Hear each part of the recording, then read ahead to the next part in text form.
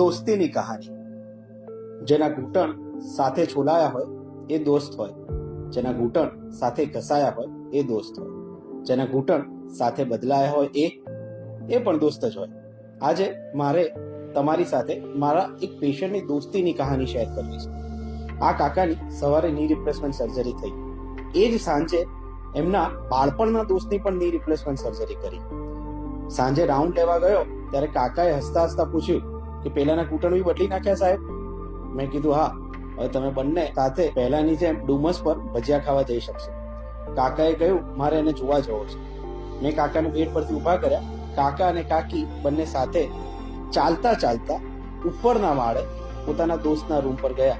Surgery પછી કોઈ પણ જાતના દુખાવા વગર એમના દોસ્ત પણ મુસ્કુરાતા હતા અને જેમના ઘૂંટણ સવારે જ બદલાયા હતા એ કાકાએ પણ ઊભા જ એમના દોસ્ત સાથે ગપ્પા મારી.